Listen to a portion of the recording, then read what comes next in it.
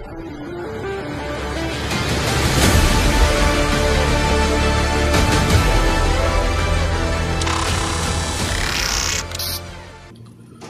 वालेकुम प्यारे दोस्तों, निसार हैदर आपका दोस्त डिस्कवर मोर चैनल पर आपको खुशामदीद कहता है।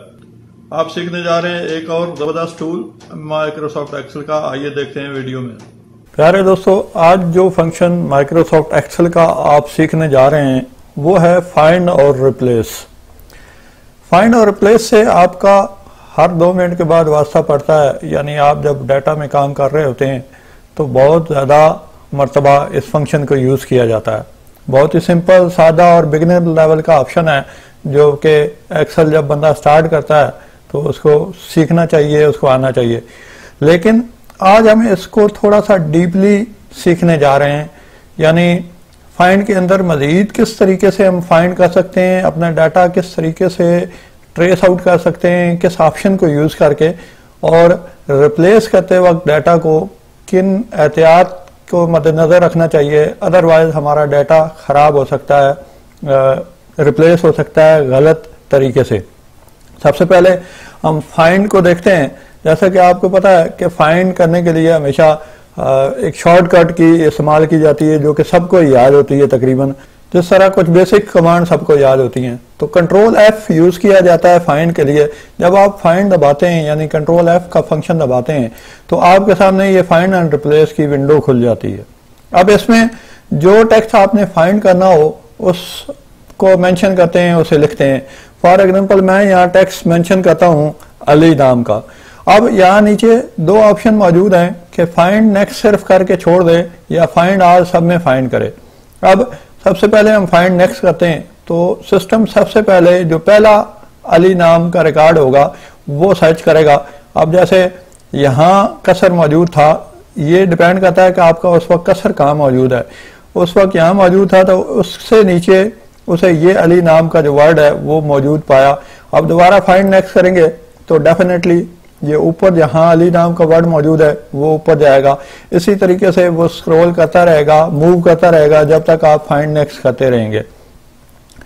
इसी तरीके से फाइंड ऑल करने से वो सारे पूरी की पूरी वर्कशीट में जहां जहां अली नाम का वर्ड लिखा हुआ है वो तलाश कर लेगा। अब यहाँ एक बड़े मजे की चीज है, वो ये है कि बहुत कम लोगों को इसके ऑप्शन को यूज किया होगा कि यहाँ अगर हम ऑप्शन को खोलें तो इस ऑप्शन में मजीद कुछ और चीजें मौजूद हैं। सबसे पहले विद इन शीट का ऑप्शन मौजूद है कि सिर्फ शीट में से ही तलाश करना है या पूरी वर्क बुक में से करना है। अभी क्योंकि ये शीट का ऑप्शन सेलेक्ट हुआ हुआ था इसलिए इसने 2 जो सेल हैं वो सिर्फ इस मौजूदा शीट में से तलाश किए। आप नीचे देख सकते हैं कि 3 टैब हमने कॉपी किए हुए हैं, 3 डिफरेंट कॉपीज बना ली हैं इसी डाटा की। 3 शीट्स मौजूद हैं, यानी फाइंड रिप्लेस है, उसके बाद 2 नंबर है और 3 नंबर शीट है। लेकिन यहां अगर आप सेल का रेफरेंस देखें तो ये बता रहा है कि जो अली अयूब हमने वर्ड फाइंड किया है, यानी अली नाम का वर्ड फाइंड किया है, वो अली अयूब वर्ड मौजूद है। और कहाँ मौजूद है? इस शीट का नाम और उसके सेल का रेफरेंस भी, यानी C5 पर मौजूद है और C10 पर मौजूद है। अगर आप यहाँ शीट पर आके देखें तो C5 और फिर C10 पर अली नाम का वर्ड मौजूद है। लेकिन अच्छा, यहाँ जो नीचे सर्चिंग का मेथड है कि बाय रोज या फार्मूलाज में भी सर्च करें। बाय रोज डेफिनेटली जो हमारा नॉर्मल टेक्स्ट होता है वो रोज में ही होता है, फार्मूलाज में नहीं होता। अगर फार्मूलाज में सर्च करना हो तो फिर हम फार्मूलाज में भी सर्च कर सकते हैं कि जो भी हमने फार्मूला लिखा हुआ हो उसके अंदर भी अगर वो टेक्स्ट मौजूद है तो। उसके बाद सबसे जो मेन चीज है वो ये है कि मैच केस। मैच केस क्या करता है कि अगर आपका वर्ड सेम कैपिटल हरूफ में है तो अगर आप मैच केस लगा देते हैं तो सिर्फ कैपिटल हरूफ में ही लिखेगा। अब जैसे कि मैंने यहाँ मैच केस लगाया और फाइंड नेक्स्ट किया, लेकिन क्या होगा कि सिवाय जहां जहां कैपिटल हरूफ में यही वर्ड मौजूद है वही सिर्फ सर्च करेगा। अब फॉर एग्जांपल मैं यहाँ यही वर्ड जो है वो कैपिटल के बगैर लिख देता हूँ, यानी स्मॉल कैप्स में लिख देता हूँ। अब वर्ड तो वाली लिखा हुआ है लेकिन यहाँ मैंने क्योंकि मैच केस पर क्लिक कर दिया है इसलिए फाइंड नेक्स्ट करें आपको रिकॉर्ड नहीं मिलेगा। अतः कि अगर आप स्क्रीन पर देखें तो 2 जगह ये वर्ड मौजूद है। तो ये ऑप्शन हम उस वक्त यूज करते हैं कि जब हमें केसेस को भी मैच कराना हो, यानी छोटी या बड़ी एबीसी में वर्ड को स्पेसिफिक ढूंढने हो, तो वो उस तरीके से हम उसको कर सकते हैं। इसी तरह मैच एंटायर सेल कंटेंट्स में पूरे सेल का डाटा, यानी उस पूरे डाटा में चेक करेगा। जरूरी नहीं कि वो पहला वर्ड हो, दूसरा वर्ड हो, पूरी शीट में से, पूरे डाटा में से। लेकिन अब जो ज्यादा मुफीद और मजेदार चीज है वो आप सीखने जा रहे हैं। अगर आप नेक्स्ट उसमें लेवल पर जाना चाहें, यानी अगर आप चाहते हैं कि दूसरी शीट्स में भी आपकी जो वर्कबुक है उसमें 3 शीटें मौजूद हैं, तो 3 शीटों में से अगर आप वर्कबुक सेलेक्ट कर लेते हैं और इस मैच केस को हटा देते हैं, अब अली नाम का वर्ड जब आप तलाश करेंगे और फाइंड ऑल पर क्लिक करेंगे तो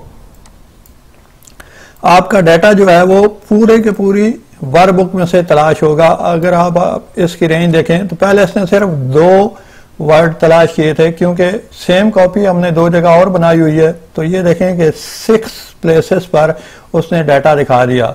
लेकिन कौन कौन सी शीट में, ये अगर आप शीट नेम्स देख लें तो पहला जो 2 हरूफ हैं वो फाइंड रिप्लेस में है, दूसरे 2 हरूफ फाइंड रिप्लेस 2 नंबर शीट में है, जैसा कि ये शीट नंबर 2 है, ये शीट नंबर 3 है, तो इसने शीट नंबर 3 भी फाइंड कर लिया। अगर आप किसी भी शीट पर मौजूद हैं, जैसा कि अभी हम पहली शीट पर मौजूद हैं और तीसरे वाली शीट पर क्लिक करते हैं तो कर्सर ऑटोमेटिकली शीट नंबर 3 पर चला जाएगा। ये देखें शीट नंबर 3 और उस वर्ड पर चला जाएगा जो कि आपने फाइंड किया हुआ है। तो ये फाइंड करने का एक ओवरऑल सिनेरियो है, ओवरऑल जो है वो तरीका है कि आप पूरे के पूरे डाटा में से किस तरीके से फाइंड करते हैं। लेकिन यहाँ बात खत्म नहीं हो जाती। यहाँ एक बहुत ही जबरदस्त मेथड मैं आपसे शेयर करने जा रहा हूँ कि अगर आप डाटा के बारे में मुकम्मल मालूमात नहीं रखते, मुकम्मल मालूमात से मुराद है कि अगर आपको पूरा टेक्स्ट नहीं मालूम जो कि उस डाटा में मौजूद है, तो हम क्या करेंगे कि अब यहाँ लिखेंगे सिर्फ वो लेटर्स, वो कैरेक्टर जो हमें याद हैं। फॉर एग्जांपल मुझे याद है कि कोई एसन वर्ड है, AHSAN, लेकिन मुझे उसकी स्पेलिंग ये नहीं पता कि वो A से शुरू हो रहा है या E से शुरू हो रहा है। ठीक है, आखिरी हरूफ मुझे पता है कि आखिर में जो है वो SAN आ रहा है, तो मैं उसे कैसे फाइंड करूंगा? मैं यहाँ वाइल्ड कार्ड जो कैरेक्टर है उसको यूज करूंगा, यानी स्टैरिक। स्टैरिक के बाद मैं जो है वो SAN लिखूंगा। पहले हरूफ का मुझे नहीं पता, अगले हरूफ का मुझे पता है कि आखिर में उसके SAN आता है। अब मैं फाइंड नेक्स्ट करूंगा। अब आप ये देखें कि कर्सर सीधा उस रिकॉर्ड पर गया कि जहां वो SAN मौजूद है। फाइंड नेक्स्ट करें, दोबारा उस हरूफ पर जाएगा जहां वो हरफ मौजूद है। इसी तरीके से जरूरी नहीं कि आपको आखिरी ही कैरेक्टर पता हो, आप हो सकता है आपको पहले कैरेक्टर पता हो, आखिर में उसकी स्पेलिंग नहीं आती। जिस तरह से कुछ नाम जो है वो काफी ज्यादा लंबे होते हैं। अब फॉर एग्जांपल यहाँ वजाहत नाम का जो वर्ड है, इसमें ये WA से शुरू हो रहा है।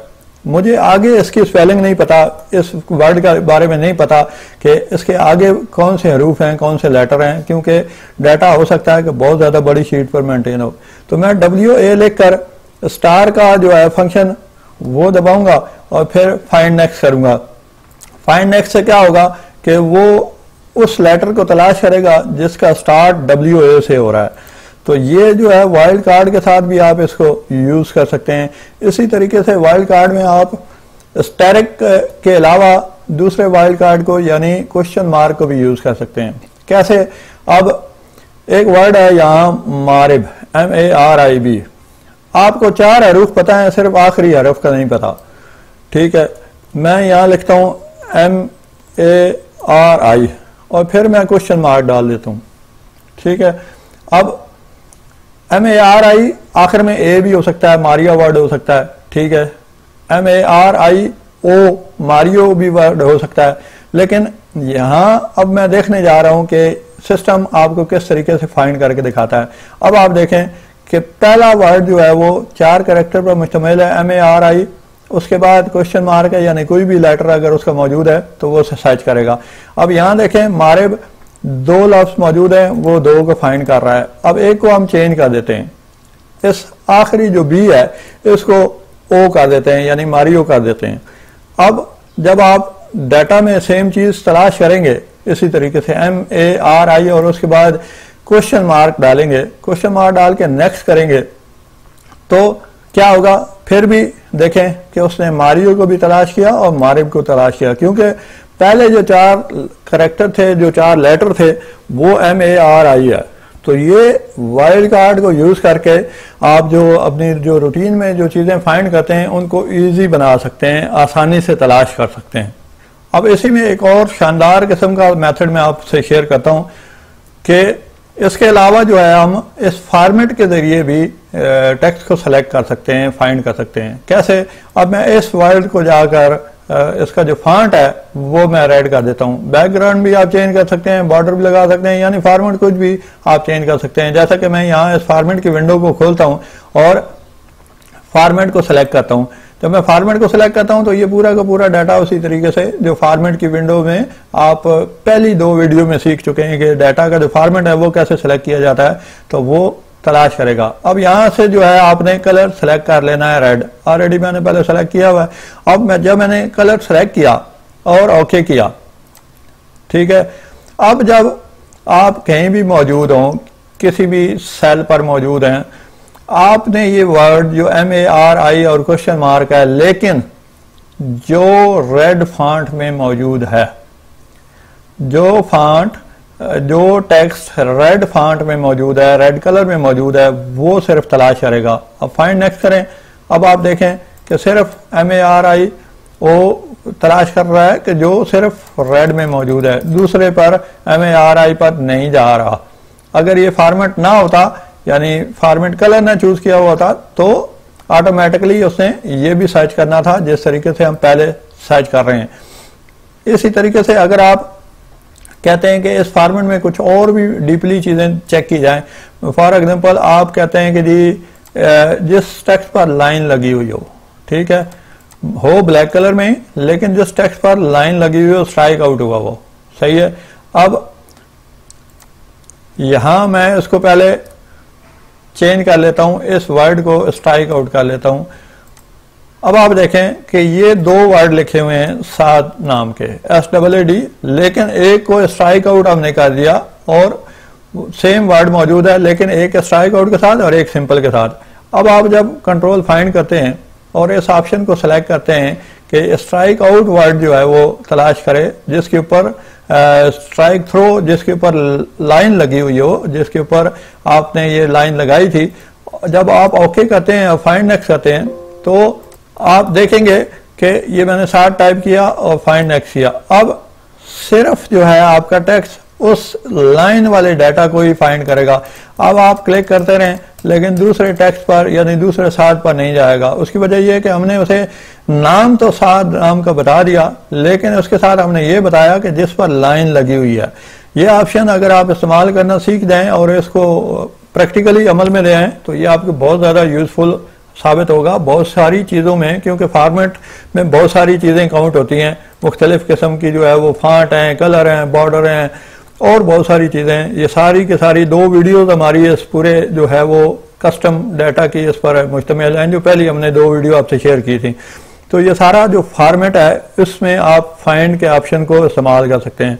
यकीनन ये आपके लिए नई चीज़ होगी, क्योंकि हर बंदा सिर्फ कंट्रोल F दबाना जानता है और टेक्स्ट को फाइंड करना जानता है, लेकिन डीपली किस तरीके से उस टेक्स्ट को जाके फाइंड करते हैं ये आज आपने सीखा। अब फाइंड के बाद रिप्लेस का ऑप्शन आपसे शेयर करते हैं। रिप्लेस के ऑप्शन के लिए आपने अगर तो आपने डाटा रेंज सेलेक्ट करनी है, यानी मखसूस एरिया में से डाटा चेंज करना है, तो उसकी रेंज ले लें और फिर कंट्रोल H दबाएं। कंट्रोल H से सेम विंडो खुलेगी। यही विंडो आप कंट्रोल F से भी खोलते हैं, यानी मैंने कंट्रोल F दबाया तो फाइंड पर आया। उसके बाद रिप्लेस भी साथ ही है। अगर आप पहला कोई वर्ड फाइंड करते हैं कि जैसे मैं ये साथ को चेंज करने जा रहा हूं, तो वो डाटा को सर्च कर चुका है। जब आप रिप्लेस पे जाते हैं तो पहले आपने फाइंड वर्ड क्या तलाश करना है और फिर उसको चेंज किस में करना है ये आपने लिखना है। अब जैसे मैंने SAAD2 लिखा, अब आप अगर रिप्लेस पर क्लिक करते हैं तो एक कैरेक्टर को उसने चेंज किया, एक जगह चेंज किया, लेकिन अगर आप रेंज देकर रिप्लेस ऑल पर क्लिक कर देते हैं तो आपका सारा डाटा पूरी रेंज में से, पूरे डाटा में से चेंज हो जाता है। तो ये आप इसको जो है वो रिप्लेस करा सकते हैं, यानी एग्जैक्ट मैच केस कराकर मैंने डाटा को फाइंड किया। फाइंड कराने के बाद मैंने उसे फाइंड व्हाट क्या तलाश किया और रिप्लेस व्हाट किस में रिप्लेस किया। तो दोस्तों ये है फाइंड और रिप्लेस करने का तरीका, जो कि रोजमर्रा रूटीन में यूज होने वाली चीज है, यकीनन आपके बहुत काम आएगा। प्यारे दोस्तों, वीडियो आपने देखी, यकीनन आपको पसंद आई होगी। अगर आपने चैनल सब्सक्राइब नहीं किया तो सबसे पहले चैनल सब्सक्राइब कर लें और बेल आइकन के निशान पर क्लिक करें ताकि हर आने वाली वीडियो आप तक पहुंच सके। अपना बहुत सा ख्याल रखिएगा, दुआ में याद रखें। अल्लाह हाफिज।